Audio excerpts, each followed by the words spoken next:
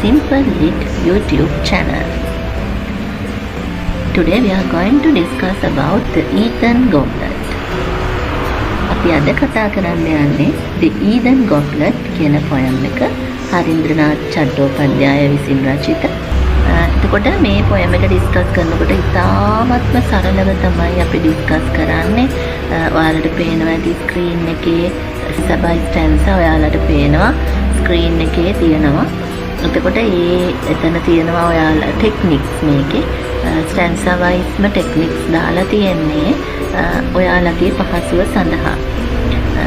එතකොට ඔයාලා ළඟ copy එකක් තියෙනවා නම් poem එකේ ඒකේ මේ techniques ලියා ගන්න. එතකොට ලේසි පාඩම් කරනකොට හැම වෙලේම poem එක බලන වෙලාවට ඔයාලට techniques ටික පේනවා. එතකොට ඒවා ඉබේම මතක හිටිනවා. හොඳයි අපි පටන් ගමු.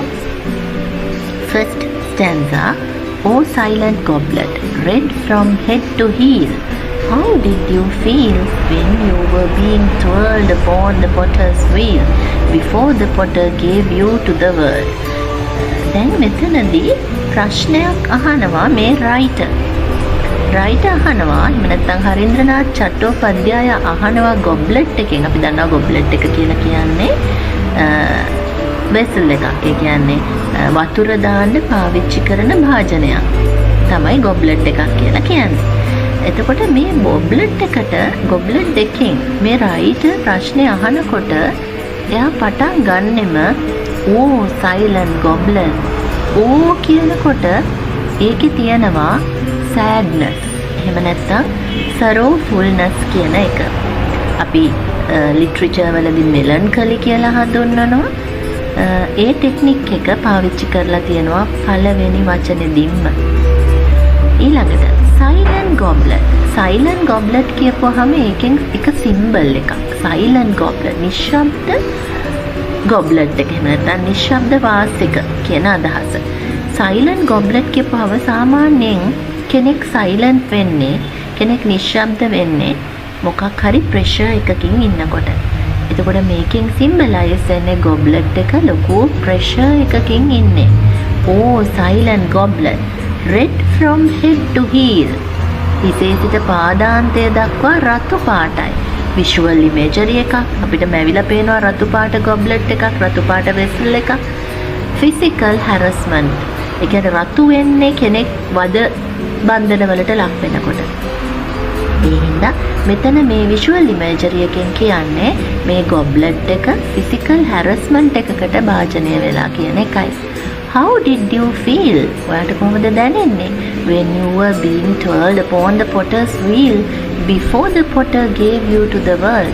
හරින්ද්‍රනාත් චට්ටෝපධ්‍යාය එහෙම නැත්නම් මේ poem එකේ writer අහනවා ප්‍රශ්නයක්.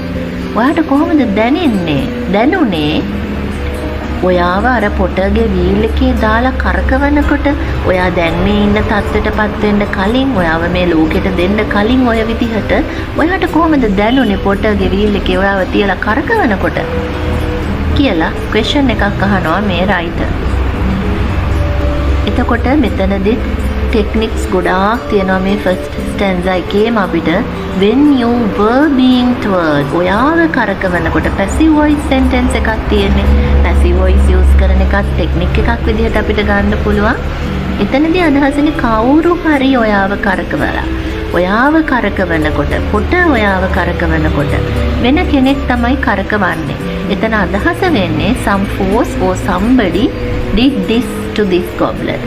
කවුරු හරි කෙනෙක් විසින් ගොබ්ලට් එකට මේ දේ කරලා, කියන්නේ ආව ගොබ්ලට් එකක් බවට පත් කරලා තියෙන්නේ වෙන කවුරු හරි කෙනෙක්. බාහිර බලයක් විසින්. upon the potter's wheel, පොටර්ගේ මැටි භාජන හදන ඒ වීල් එක symbolize කරනවා industrialization එහෙම නැත්නම් modernization කියන process එක. මෙයාව කරකවනවා පොටර්ගේ වීල් එකේ මේ නවීන ලෝකයට මෙයාව හුරු කරලා ගන්නවා, මෙයාව හැඩගස්සලා ගන්නවා කියන එකයි ඒකේ අදහස. වෙන කවුරු හරි විසින් මෙයාගේ තියෙන natural status එක අභිබවා වෙන status එකක් බවට මෙයාව පත් කරන process එක කරනවා. ඒක symbol එකක්.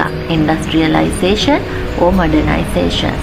before the potter gave you to the world. ඔයාව මේ ලෝකෙට දෙන්නේ potter ඔයාව මේ ලෝකෙට දෙන්න කලින්. එතනදී potter symbolize කරනවා man එහෙම නැත්නම් human being කියන එක. ඒකට ඔයාලට පේනවා මෙතනදී ගොඩාක් ටෙක්නික්ස් තියෙනවා. මේ ටෙක්නික්ස් ඉගෙන ගන්න අපි අන්තිමේදී තායි සමරික විදිහට ටෙක්නික්ස් කතා කරනවා.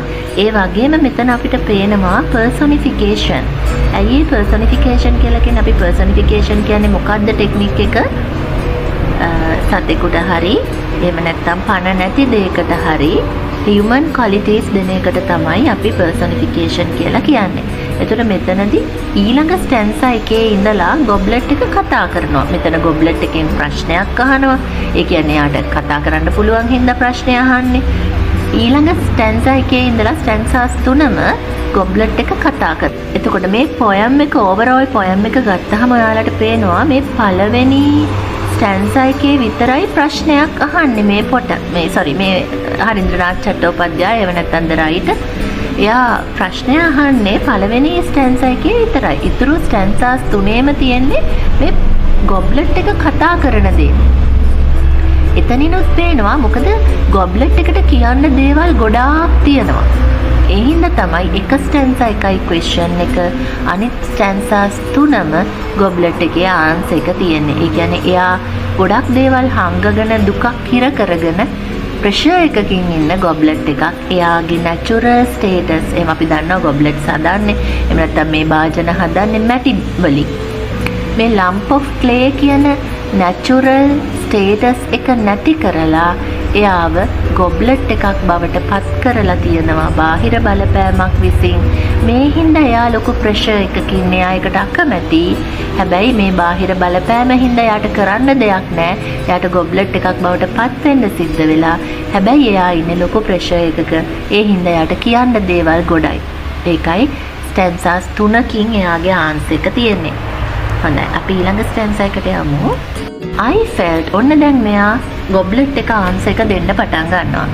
I felt a conscious impulse in my clay to break away from the great potter's hand that burned so warm. I felt a vast feeling of sorrow to be cast into my present form. I felt a conscious impulse in my clay. මගේ මැටි ගුලියේ මගේ lump of clay නැත්නම් මගේ මැටි ගුලියේ මට දැන් අහන්නේ ඔයාට මොකද්ද දැනුනේ කියලානේ ප්‍රශ්නේ. පොටගේ වීල් එකේ කරකවනකොට ඔන්න ගොබ්ලට් එක උත්තර දෙනවා. මේ කරකවනකොට මට දැනුණා දැනෙන වේදනාවක් කැඩෙන්න වගේ. to break away from the great potter's hand. මෙයා මාව අතින් අල්ලගෙන කරකවනකොට සකපෝරුවේ මට දැනුණා ඉතාමත්ම තද බල වේදනාවක් මාව කැඩෙන්න තරම්. that burned so warm. ඊට පස්සේ මාව පිච්චුවා. පුච්චනවනේ මැටි බඩු අපි දන්නවා මේ පුච්චනවා. හැදුවට පස්සේ I felt a vast feeling of sorrow to be cast into my present form. මට මේ ලොකු දුකකට පස්සේ තමයි මාව මේ present form එකට ආවේ. ලොකු දුකක් විඳලා ලොකු දුකක් දැනුණා මට. මාව මේ දැන් තත්ත්වයට පත් කරනකොට දැන් මං ගොබ්ලට් එකක් මේ තත්ත්වයට පත් කරනකොට මට ලොකු දුකක් දැනුණා. හොඳයි. එතනදී ඔයාලට පේනවා මේ පළවෙනි my clay කියන එක ඒ තමයි natural status එක. nature එක symbol එකක්. clay කියන්නේ natural status එක. goblet කියලා කියන්නේ the result. එහෙම නැත්නම් අපි ඊළඟ ස්ටැන්සා එකේදී ඒක මම පෙන්නන්නම්. goblet එක කියලා කියන්නේ exploited nature. එහෙම නැත්නම් modernized world කියන එක තමයි ඒකෙන් symbolize වෙන්නේ goblet එකෙන්. clay එකෙන් symbolize වෙන්නේ nature. එහෙම නැත්නම් natural status කියන එක. එතකොට මේ goblet එකේ natural status එක සම්පූර්ණයෙන් වෙනස් කරලා මේ මිනිසයා කියන පොටර් කියන කෙනා විසින් එයාව ගොබ්ලට් එකක් බවට පත් කරලා තියෙනවා. දැන් ගොබ්ලට් එක හරි ලස්සනයි. හැබැයි ඒක අපිට පාවිච්චි කරන්න පුළුවන් වතුර පුරවන්න විතරයි. මෙයා මැටි ගුලියක් විදිහට තිබුණා නම් ඔන්න වෙන දේවල් ටික ඊළඟ ස්ටැන්සා එකේ එනවා. අපි ඒක බලමු. නැචරල් ස්ටේටස් එකද හොඳ? එහෙම නැත්නම් මේ වෙනස්කමට භාජනය කරපු මේ මොඩර්නයිස්ඩ් ස්ටේටස් එකද හොඳ කියන එක ඔන්න අපිට තේරෙනවා ඊළඟ ස්ටැන්සා එක කියවුවට පස්සේ. හොඳයි. ඊට කලින් මේකේ අන්තිම ලයින්ස් තුන බලන්න පුතේ. I felt a vast feeling of sorrow to be cast into my present form. මම ලොකු දුකක් විඳලා තමයි මේ තත්ත්වයටපත් කරේ. මම මේ තත්ත්වයටපත් උනේ ලොකු දුකක් විඳලා. ඒ කියන්නේ ගොබ්ලට් එක සතුටින්ද ඉන්නේ දැන් මේ තත්ත්වයටපත් වුණාට පස්සේ? නෑ.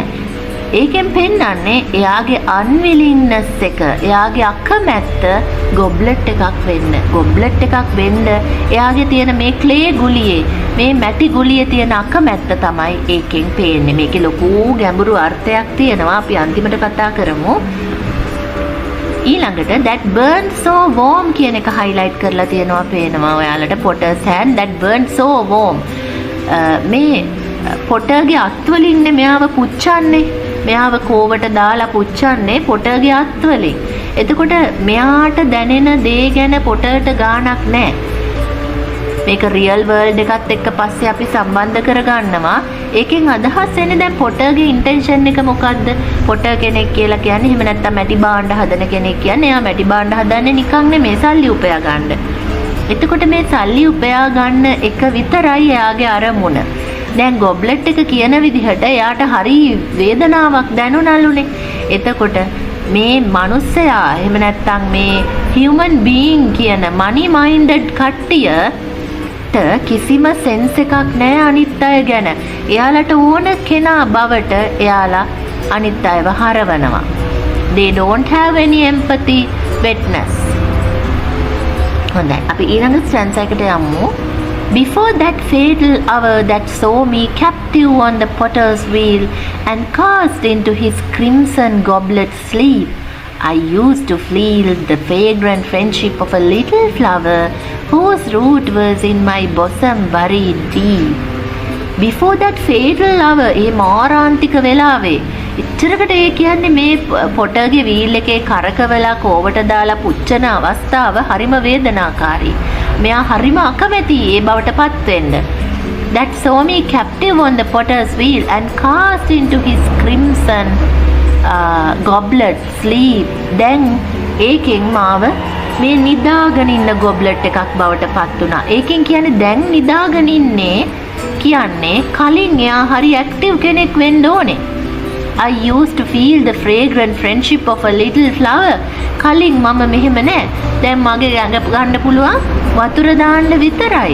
කලින් සුවඳවත් මිත්‍රත්වයක් මට තිබුණා. සුවඳවත් මිත්‍රත්වයක් කියන්නේ මේ මලක් පිපිලා තිබිලා තියෙනවා මේ මැටි ගුලියේ. මේ මලත් ඇදලා අහකට දාලා තමයි මේ මැටි ටික අරන් තියෙන්නේ මේ පොට. Whose root was in my bosom buried deep.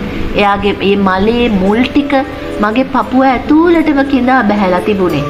ඒ කියන්නේ බලන්න එතනින් පෙන්වන්නේ මේ natural environment එකේ දේවල් එකිනෙකාට තදින් බැඳිලා තියෙනවා. ස්වභාව ධර්මයේ දේවල් එකිනෙකාට තදින් බැඳිලා තියෙනවා. අපි ගිහිල්ලා ඒක විනාශ කරනවා. මිනිසා කියන කෙනා විසින් ගිහිල්ලා ඒක විනාශ කරලා දානවා. එතනදී clay flower කියන දේවල් symbolize කරනවා freedom කියන එක. මැටි කුලිය මේ සුවඳවත් මල කියන දේ symbolize කරන්නේ freedom. එහෙම නැත්නම් natural status කියන එක. එතකොට innocence කියන එක. ඒ වගේම මෙතන alliteration කියන ටෙක්නික් එක තියෙනවා. fragrant friendship කියන එක අපි දන්නවා alliteration කියලා කියන්නේ එකම consonant letter එක නැවත නැවත පාවිච්චි කිරීම. එතකොට මෙතනදී මම මතක් කරන්නම් assonance කියන්නේ මොකක්ද කියලා. ඒ දෙකම එක වගේ දරුවන්ට පැටලෙන හින්දා assonance කියලා කියන්නේ එකම vowel letter එක. එහෙම නැත්නම් vowel sound එක නැවත නැවත භාවිතා කිරීම. දැන් මෙතන තියෙන්නේ fragrant friendship කියවුවහම f sound එක තමයි f අකුර තමයි ආය භාවිතා වෙලා තියෙන්නේ consonant letter එකක්. ඒ හින්දා alliteration. ඊළඟට symbol man එහෙම නැත්නම් පොටගෙන් සිම්බලයිස් වෙන්නේ man කියන එක. ඒකෙන් අදහස් වෙන්නේ මේ exploited nature එහෙම නැත්නම් modernized world කියන එක. goblet එකෙන් සිම්බලයිස් වෙන්නේ exploited nature එහෙම නැත්නම් modernized world කියන එක. ඒ කියන්නේ පොටගේ wheel එකේ කරකවලා අන්තිමට හැදෙන දේ තමයි පොට විසින් අන්තිමට හදන දේ තමයි මේ goblet එක. එතකොට එයා modernized world එක modernized දෙයක්. මැටි ගුලියක් නෙමෙයි, මැටි පිඬක් නෙමෙයි තව දුරටත්. මෙයා වැටුනොත් කැඩිලා බිඳිලා යනවා. හැබැයි මැටි පිඬ වැටුනොත් කැඩිලා බිඳිලා යන්නේ නැහැ. මැටි පිඬ විදිහට තිබ්බනම් ඒකෙන් ප්‍රයෝජන ගොඩාක් මේ ලෝකෙට තියෙයි. ඒකේ ගස් පැලවෙයි, බීජ පැලවෙයි. ඒක පස ආරක්ෂා කරයි, පස පෝෂණය කරයි, ඒකේ පස පෝෂණය කරන සත්තු ඉඳී. මේ වගේ ගොඩාක් ප්‍රයෝජන ලෝකෙට තියෙයි. හැබැයි දැන් එයාව මිනිසා කියන money minded කෙනා විසින් එයාව goblet එකක් බවට පත් කරලා එයාගෙන් එයාගේ natural status එකේ ගන්න පුළුවන් ප්‍රයෝජන එකක්වත් දැන් ගන්න බෑ. එයා පාවිච්චි කරන්න පුළුවන් වතුර දාන්න විතරයි. ඒකත් එයා වැටුනොත් එහෙම කැබිලා බිඳිලා යනවා. එතකොට ඔයාලට තේරෙන්න ඕනේ දැන් කෙනෙක්ගේ එහෙම නැත්නම් දෙයක natural status එකද හොඳ එහෙම නැත්නම් ඒක මොඩර්නයිස් කරාට පස්සේ ඒ ස්ටේටස් එකද හොඳ කියන එක. හොඳයි. අපි යමු last stanza එක. The potter has drawn out the living breath of me and given me a form which is death of me. My past unshapely natural stage was best with just one flower flaming through my breast. potter මගේ ජීවන හුස්ම අරගත්තා. මට form එකක් දැන් දීලා තියෙනවා. හැබැයි ඒක මට මැරිච්ච ෆෝම් එකක්. මේ ගොබ්ලට් එක කියන ස්ටේටස් එක මට මැරිලා, මට ඇක්ටිව් නෑ. මගේ නැචරල් ස්ටේටස් එක තමයි බෙස්ට් එක. මට හොඳම දේ මගේ නැචරල් ස්ටේටස් එක. මම ප්‍රොඩක්ටිව් වෙන්නේ එතකොට. මොකද අපි දැන් මං කලින් කිව්වා වගේ lump of clay is now not productive. දැන් ප්‍රොඩක්ටිව් නෑ. දැන් inflexible. වැටුනොත් කැඩෙනවා. it can't reproduce. දෙයක් ආපහු දෙන්න බෑ. මලක් පැල කරන්න බෑ ඒකේ. බීජයක් පැලවෙන්නේ නෑ. ප්‍රයෝජනයක් නෑ. no any life. නේද? කිසිම ජීවයක් නැති දෙයක් වෙලා අජීවී දෙයක් බවට මාව පත් වෙලා. මගේ කලින් unshapely natural stage එක තමයි මට හොඳම. unshapely කියන්නේ දැන් shape එකක් තියෙනවා, හරි ලස්සනයි දැන්. හැබැයි වැඩකට නෑ. with just one flower flaming through my breast. මගේ කලින් unshaped තිබ්බ මැටි කුලිය shape එකක් නැති වුණාට ඒක හරි ප්‍රයෝජනවත් ලෝකෙට. එක මලක් පිපිලා තිබුණු ඒ මැටි ගුලිය තමයි, ඒ ස්ටේටස් එක තමයි මට හොඳම. එහෙම නැතුව මේ අජීවී වැඩකට නැති ජීවයක් නැති ගොබ්ලට් එක නෙමෙයි. මේක තමයි තේරුම. හැබැයි මේකේ මම කලින් කිව්වා වගේ ගැඹුරු අර්ථයක් තියෙනවා. අපි බලමු ඒක මොකක්ද කියලා. මෙතන extended metaphor එකක් තියෙනවා. Transition from clay to goblet represents how external forces shape people against their will. ඔන්න ඔකයි ගැඹුරු අර්ථය. අර මෙතනදී රවීන්ද්‍රනාත් චට්ටෝපධ්‍යාය clay එකයි මේ ගොබ්ලට් එකයි අරගෙන අපිට මේ clay එකයි ගොබ්ලට් එකයි පොටවයි තුන්දෙනා අරගෙන අපිට මේ මොකක්ද කියන්නේ? අපේ ජීවිතේ ගැන. කෙනෙක්ව බාහිර බලපෑමක් විසින් වෙනස් කරොත්, එහෙම අපි අකමැත්තෙන් වෙනසක් කරොත් එහෙම ඒක හරිම වේදනාවක්. හරි සතුටින් නෙමෙයි ඉන්නේ ඒ කෙනා. ඒ වගේම අපිට ගන්න පුළුවන් මේකේ තව පැත්තක්. අපි ස්වභාව ධර්මයේ දේවල් මිනිසා කියන අපි විසින් වෙනස් කරොත් එහෙම ඒකෙන් ලෝකෙට එන ප්‍රයෝජනය, ලෝකෙට ගන්න පුළුවන් ප්‍රයෝජනය ගොඩාක් අඩු වෙයි. ඒක තමයි තව හසක්. එතකොට මේකේ අපිට ගන්න පුළුවන් ගොඩාක් පැති තියෙනවා. අපි ඒකට කියන්නේ interpretations කියලා. exam එකේදී question එකක් ආවොත් the poem Eden Goblet presents many interpretations. Do you agree? Proof කියලා ආවොත් එහෙම කොහොමද අපි ප්‍රූෆ් කරන්නේ? ඉන්ටර්ප්‍රිටේෂන් කියන්නේ අපි හිතන පැතිකඩවල්. ඇත්තටම මේකෙදී මෙතන තියෙන්නේ මැටි ගුලියක් පොට කෙනෙක් විසින් ගොබ්ලට් එකක් බවට පත් කරලා ගොබ්ලට් එතකොට මැටි පිඬේ අකමැත්තෙන් තමයි එහෙම නැත්නම් මැටි පිඬ ගැන පොඩ්ඩක්වත් හිතන්නේ නැතුව තමයි මේ පොට එයාව ගොබ්ලට් එකක් බවට පත් කරන්නේ සල්ලි ගැන හිතලා. එතකොට මේකෙදි ගන්න පුළුවන් ඔයාලා නිදහසේ හිතන්න ලිටරේචර් කරන දරුවෝ විදිහට ඔයාලට හිතීමේ හැකියාව තියෙනවා එක එක පැති වලින්. එකක් විදිහට අපිට ගන්න පුළුවන් ස්ටුඩන්ට් කෙනෙක්ගේ චරිතය කැරක්ටර් එක. ස්ටුඩන්ට් කෙනෙක් එහෙම නැත්නම් ඔයාලව ගමු අපි. එතකොට අපිට ගන්න පුළුවන් මේ විදිහට. අපි සමහර වෙලාවට හිතන්නකෝ ඔයාලා ඩාන්සින් කරන්න ආස වෙන්න පුළුවන්. හැබැයි ඔයාලට කරන්න සිද්ධ වෙන්නේ මියුසික් වෙන්න පුළුවන්. පේරන්ට්ස් ලගේ බලපෑම මත පේරන්ට්ස් ලගෙන අපෝ ඩාන්සින් කරාට නම් වැඩක් නැහැ. මියුසික් කරන්න. මොනවා හරි දෙයක් කරගන්න පුළුවන් එතකොට කියලා. එතකොට අර ඩාන්සින් වලට ආසාව තියෙන දරුවා මොකද වෙන්නේ? එයාට හැකියාවක් තියෙනවා ඩාන්සින් වලට ආසාවක් තියෙනවා. එයා අකමැති දෙයකට බාහිර බලපෑමක් විසින් එයාව මෙහෙवला. එයාට කරන්න සිද්ධ වෙලා මියුසික්. එතකොට එයා ඒක අකමැත්තෙන්ද කරන්නේ කැමැත්තෙන්ද කරන්නේ? එයා ඒක කරන්නේ අකමැත්තෙන්. එතකොට එයාගේ තියෙන සම්පූර්ණ ශක්තිය ඒකට එනවද? එයාගේ තියෙන සම්පූර්ණ හැකියාව ඒකට යෙදෙනවද? නැහැ. හැබැයි එයා ඩාන්සින් කරා නම් එයාගේ ඇඟේ තියෙන ඩාන්සින් නම් එයා ඒ පැත්තෙන් ඉදිරියටම යයි. තව එක්සැම්පල් එකක්. සමහර දෙමව්පියෝ ඉන්නවා දරුවෝ ඉගෙන ගත්තට පස්සේ දරුවෝ කැමති නැහැ දෙමව්පියෝ මේ විදිහට අඳින්න කියනවා. මෙහෙම හොඳ නැහැ මේ විදිහට කතා කරන්න කියනවා. ඇඳුම වෙනස් කරගන්න කියනවා. ඔය වගේ දේවල් තියෙනවා සමාජයේ. එතකොට එතනදිත් මොකද වෙන්නේ? දරුවෝ කියන බාහිර බලපෑම විසින් අර ස්වභාවික විදිහට ඉන්න දෙමව්පියන්ව බලෙන් වෙනස් කරන්න හදනවා. එතකොට එයාලා කරන්න දෙයක් නැතිකමට වෙනස් වෙනවා. හැබැයි අකමැත්තෙන්. එයාලා ප්‍රෙෂර් එකකින් ඉන්නේ ඊට පස්සේ. තව දෙයක්. සින්දු කියන්න ආස කෙනෙක් A level subject එක art stream තෝරගන්න දෙන්නේ නැහැ. දෙමව්පියෝ කියනවා ඔයා බයෝ කරන්න කියලා. එතකොට මොකද වෙන්නේ? බයෝ ස්ට්‍රීම් එක තෝරගන්න කෙනා ඒක ආසාවෙන්ද කරන්නේ. ඒ කරන කාලේ පුරාම එයා විඳවනවා. එයා හිතනවා මට මියුසික් කරන්න තිබ්බනම් මට මෙහෙම කරන්න තිබ්බා. මට මෙහෙම කරන්න තිබ්බා. අන්තිමට ෆේල් වුණොත් එහෙම එක්සෑම් එක ඒත් පසුතැවෙන්න වෙනවා. ඊළඟට සමහර මිනිස්සු ඉන්නවා ගොඩාක් මනි මයින්ඩ්.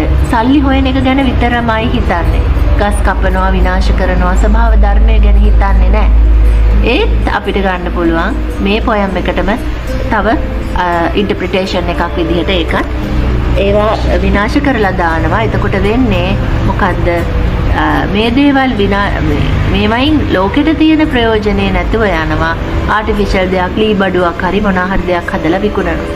එතකොට ඒකෙන් ගන්න පුළුවන් ප්‍රයෝජනේ අල්ප වෙනවා. මේ වගේ ඉන්ටර්ප්‍රිටේෂන්ස් ගොඩාක් තියෙනවා මේ පොයම් එක ඇතුලේ. අපිට එක එක පැතිකඩවල් වලට හිතන්න පුළුවන්. අපි කතා කරපු ටෙක්නික්ස් ටික සාරාංශගත කරොත් personification, sarcasm, symbolism, direct speech, pathos, flashback, nostalgia, color imagery, visual imagery, olfactory imagery, alliteration, assonance, question and answer or dialogue form කියන මේ දේවල් අපිට මේ පොයම් එකේ දකින්න පුළුවන්. මෙතනින් අපි පොයම් එක ඩිස්කස් කරනකොට කතා කරේ නැත්තේ sarcasm, pathos, flashback, nostalgia, olfactory imagery කියන ටික. ඒ ටික අපි දැන් කතා කරමු. sarcasm මෙතන sarcasm කියන එක ඔයාලා දන්නවා. sarcasm කියලා කියන්නේ හාස්‍යෝත්පාදක බව. sarcasm අපි මේ පොයම් එකේ තියනවා කියලා කියන්න පුළුවන් වෙන්නේ දැන් පොට හරි මහන්සියක් දරලානේ මේ ගොබ්ලට් එක හදන්නේ. හැබැයි අන්තිමට ගොබ්ලට් එක කියන්නේ මගේ කලින් නැචරල් ස්ටේටස් එක තමයි බෙස්ට්. දැන් මේ ගොබ්ලට් එක හරිම අජීවී, හරි මගේ ජීවන හුස්ම ටික අරගත්තා මෙයා. මම දැන් මැරිච්ච කෙනෙක් කියලා කියනවා. එතකොට මේ පොට මේකට ලොකු පාට දාලා ලස්සන කරලා ෂේප් එකක් දීලා දුන්නට ගොබ්ලට් එකට ඒක වැඩක් නෑ. ගොබ්ලට් එක ඒක ගණන්වත් ගන්න නෑ. යා කියන්නේ යාගේ නැචරල් ස්ටේටස් එක තමයි හොඳම කියලා. එතන අපිට සාකැසම් දකින්න පුළුවන්. ඊළඟට පැතෝස් කියලා කියන්නේ මෙතඩ්. අපි දැන් දන්නා පැතෝස් කියලා කියන්නේ මෙතඩ් එකක්. එහෙම නැත්නම් ටෙක්නික් එකක්. එතනදි වෙන්නේ පාඨකයා එහෙම නැත්නම් පොයම් එක කියවන කෙනාට මේ පොයම් එකේ තියෙන දේ එහෙම නැත්නම් පොයම් එකේ කතා කරන කෙනා ගැන සිම්පති එකක් එහෙම නැත්නම් කරුණාවක් එහෙම නැත්නම් පව් කියලා දුක හිතෙන ගතියක් දැනෙනවා නම් අපි ඒකට පැතෝස් කියලා කියනවා. ඒ ටෙක්නික් එක මේකේ හොඳට තියෙනවා. මේ දැන් ගොබ්ලට් එක හදන ප්‍රොසෙස් එකේදී යාට දැනුණු විදිහ, එතකොට මේ මල එයාට කලින් තිබ්බ රිලේෂන්ෂිප් එක, මේ මල එයාගෙන් අයින් කරපු එක, අර මැටි ගුලියෙන් මල අයින් කරලා තියෙන එක, එතකොට ඒ ප්‍රොසෙස් එකේදී යාට දැනුණු වේදනාව, ඊළඟට දැන් කියනවා එයාගේ ජීවන හුස්ම අයින් කරලා තියෙන්නේ කියලා, එච්චරකට ප්‍රෙෂර් එකකින් එයා ඉන්නේ කියන එක කියලා තියෙනවා. එතකොට මේ දේවල් එක්ක අපිට ඇත්තටම සිම්පති එකක් එහෙම නැත්නම් කනගාටුවක් එහෙම නැත්නම් අනුකම්පාවක් ඇති වෙනවා මේ ගොබ්ලට් එක ගැන. ඒකට තමයි පැතෝස් කියලා කියන්නේ. පැතෝ කියලා කියන්නේ. ෆ්ලෑෂ්බැක් ටෙක්නික් එක තියෙනවා. මේ ගොබ්ලට් එක මතක් කරනවා කලින් මං හිටියේ ඒදී නැචරල් ස්ටේටස් එකේදී එක මලක්, the fragrant friendship of a little flower whose root was in my bosom buried deep කියලා කියනවා. මගේ ඇඟේ මගේ මාත් එක්ක හිටියා මලක් කියලා මෙතනදී කියන අතීතය ගැන මතක් කරනවා. එයා ක්ලේ ගුලියක් වෙලා ඉන්න කාලේ නැත්නම් මැටි පිඬක් වෙලා ඉන්න කාලේ එයාගේ ජීවිතය ගැන එයා මතක් කරනවා. Flashback technique. නොස්ටැල්ජියා කියන්නේත් ඒකමයි. ෆ්ලෑෂ්බැක් එහෙම නැත්නම් අතීතය ගැන සිහි කරලා දුක් වෙන එකට තමයි නොස්ටැල්ජියා කියලා කියන්නේ. කලර් ඉමේජරි අපි දන්නවා red from heel to head කියන එක. එතකොට එතන කලර් ඉමේජරි තියෙනවා, විෂුවල් ඉමේජරි අපි දන්නවා මේ හැම තැනකම විෂුවල් ඉමේජරි තියෙනවා. මුළු පොයම් එක පුරාවටම අපිට අපේ මනසේ මොනවා හරි චිත්‍රයක් ඇඳෙනවා නම් අපි පොයම් එක කියවනකොට අපිට ඒ ලයින්ස් විෂුවල් ඉමේජරි විදිහට ගන්න පුළුවන්. ඊට පස්සේ olfactory imagery කියලා කියන්නේ ඒතර fragrant flower කියලා තියෙන්නේ. එතකොට අපිට